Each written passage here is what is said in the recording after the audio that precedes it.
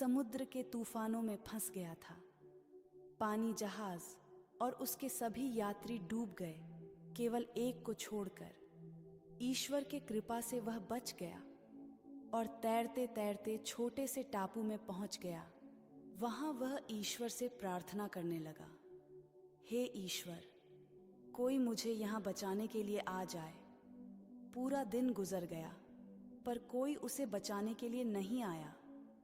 फिर वह रात को रेत में ही सो गया।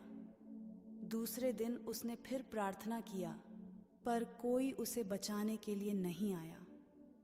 इस तरह से दिन गुजरते गए। वह रोज प्रार्थना करता, पर कोई मदद नहीं आया। 1 महीने बाद अब वह हार मान चुका था। उसने सारी उम्मीदें खो दी थीं और टापू में लकड़ी का झोपड़ा बनाकर रहने लगा। वह नारियल का पानी पीता, जंगल के फल खाता और मछलियों का शिकार कर खाता था।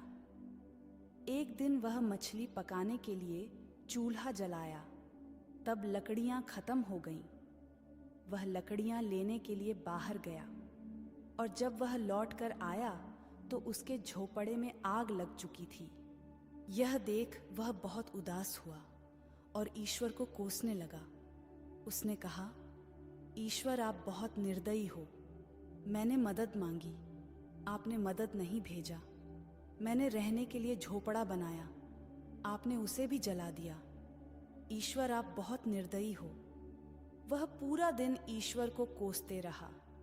रात हो गई और वह बाहर रेत में ही सो गया। सवेरे जब उसकी नींद खुली, तब उसने एक बड़े से पानी जहाज को सामने पाया। उसे अपनी आंखों पर भरोसा नहीं हो रहा था कि कोई उसे बचाने के लिए आ गया है। वह पानी जहाज में चढ़ा और पानी जहाज चलने लगा। उत्सुकतावश उसने जहाज के कैप्टन से पूछा, आपको कैसे पता चला कि इस सुनसान टापू पर मैं फंसा हुआ हूं? कैप्टन ने कहा, कल आपने ही तो फायर सिग्नल भेजा था। इस पर उस आदमी ने कहा, पर मैंने तो कोई फायर सिग्नल नहीं भेजा था। फिर उसे अपने जलते हुए झोपड़े की याद आई और वह समझ गया।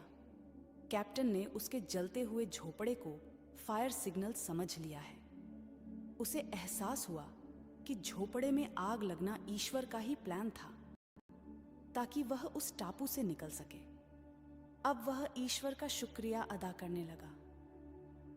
दोस्तों, हम अपने सीमित बुद्धि से दुनिया को देखते हैं और ईश्वर के प्लान को समझ नहीं पाते हैं। जब भी बुरा वक्त आता है, हम ईश्वर को कोसने लगते हैं, जबकि हमें ईश्वर पर विश्वास रखकर अपने कर्म करते रहना चाहिए।